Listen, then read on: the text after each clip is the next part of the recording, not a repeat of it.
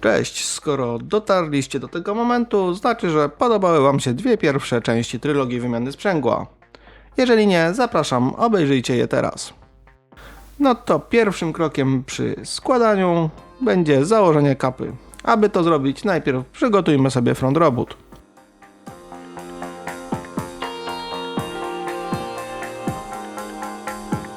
Pierwszym krokiem będzie najpierw zgrubne wyczyszczenie całej kapy z oleju, a potem popatrzymy, czy nie zostały jakieś stare resztki uszczelki.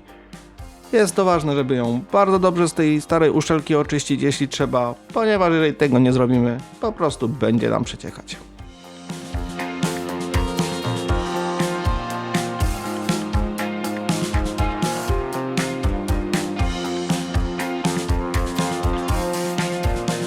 Jak wiadomo, kapa wykonana jest z dość miękkiego metalu, który bardzo łatwo zadrzeć, dlatego wszystkie brudy i resztki uszczelki usuwam delikatnie szpatułką drewnianą, ponieważ tu nie ma praktycznie ryzyka, żebyśmy zrobili jakieś zadziory.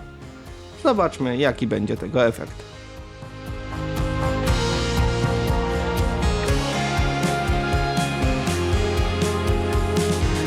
Nie jest tego dużo, ale widzę, że są cały czas wyczuwalne pod palcem jakieś zgrubienia i inne brudki, dlatego bardzo delikatnie ostrym skrobakiem spróbuję się ich pozbyć.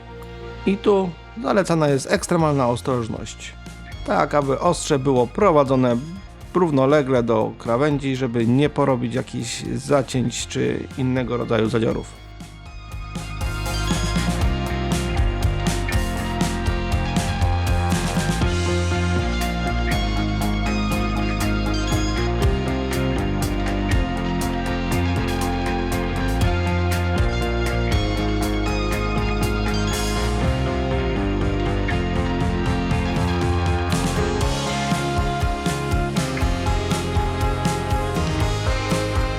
No to skoro usunęliśmy już wszystkie niepożądane ciała obce na krawędziach, teraz przejdźmy do wyczyszczenia całej pokrywy.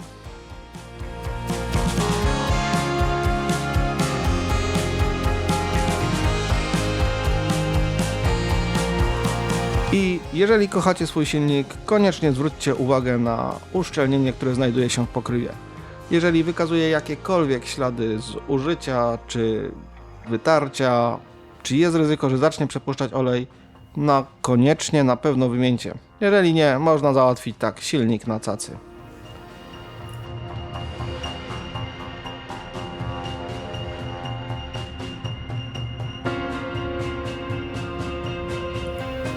Kapę montuję na starą uszczelkę, bo jak mówiłem wcześniej, jest w bardzo dobrym stanie. Jeżeli zakładacie nową, pamiętajcie, żeby ją lekko zwilżyć olejem przed montażem. Cała kapa powinna delikatnie wejść ruchem prostopadłym do całego silnika. Tam są dwa prowadniki, których wartałoby nie przekosić i nic nie pokrzywić. Dlatego delikatnie od czoła w dół i na pewno wskoczy tak, jak być powinno.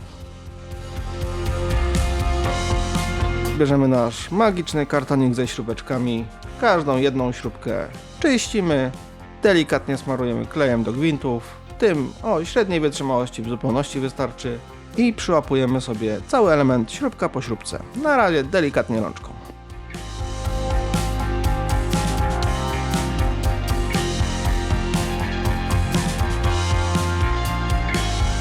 Teraz poprawmy sobie to delikatnie śrubokrętem. Przy skręcaniu warto się upewnić, że dolny przewód od rozrusznika jest bardzo dobrze ułożony, nie jest nigdzie zbyt mocno zgnieciony, przycześnięty przez śruby czy inne elementy. I jeżeli tak jest, to możemy przejść do dokręcania kluczem dynamometrycznym.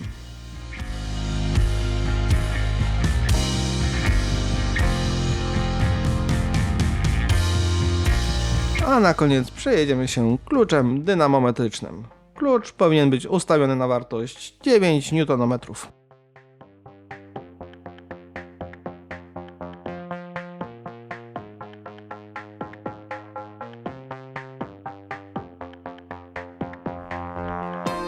Teraz będziemy montować filtr oleju. Nie będziemy rozwodzić się nad wymianą filtra. Wszystko było omówione w poprzednim filmie o wymianie oleju.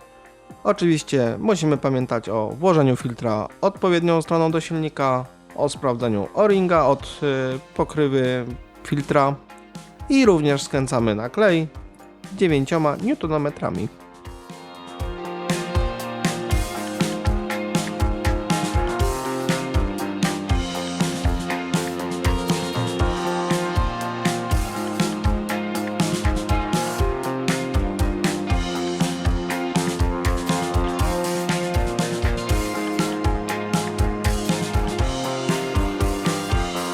Skoro silnik jest zamknięty, jeszcze go trochę powycierajmy. Lepiej to zrobić z założoną kapą, bo nie ma ryzyka, że cały ten brud spłynie nam wprost do silnika.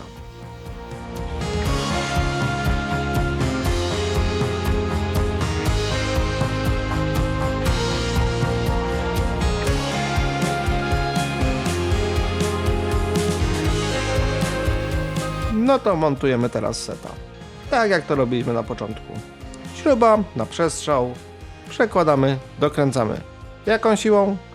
Mocną i wystarczającą.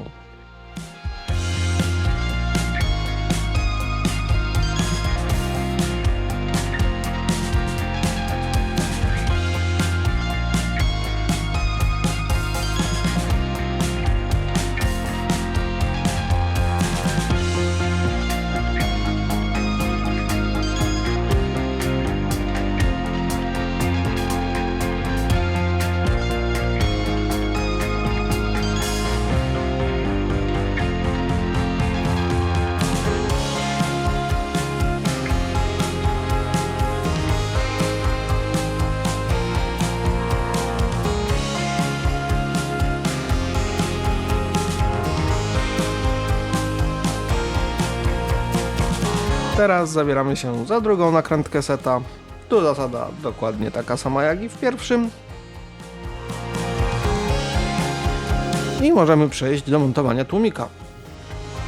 Ja sobie go najpierw przykładam i delikatnie podwieszam na wejściu tłumika do silnika, czyli na rurkach, a potem układam i skręcam. Uszczelek z wydechu nie wymieniam za każdym razem, ale w przypadku stwierdzenia jakichś przedmuchów można się nad tym zastanowić. Skoro tłumik jest na miejscu, to weźmy się za przykręcenie jego przedniej części. Tutaj, jeżeli chodzi o dokręcenie flanszy do szpilek, stosuję miedziane nakrętki, które zawsze zakładam nowe. Używane się o tyle nie sprawdzają, że nigdy nie wiadomo jak mocno się zapieką. Całość przykręcam również z wyczuciem, tak aby całość była szczelna, ale też nie chciałbym przeciągać, jakby nie było miękkiej miedzi. Z tylnym wydechem jest dokładnie tak samo, zakładam nowe śruby i skręcam je z wyczuciem, tak aby nie było przedmuchów.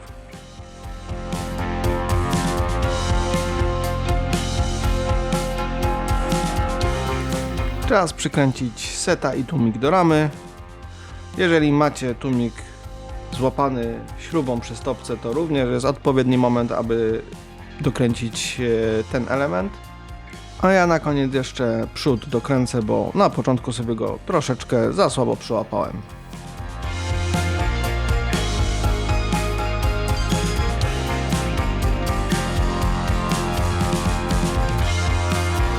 Ostatnim elementem, który zostało mi do skręcenia, to gmol, ale już Wam podaruję, bo to nic ciekawego. Bardzo ważny temat. Pamiętajcie, żeby zalać olej silnikiem przed uruchomieniem i wyjazdem w trasę. Bardzo ważny temat, podkreślam jeszcze raz. Ale dzięki, że zostaliście do końca. Mam nadzieję, że pomogłem. Cześć!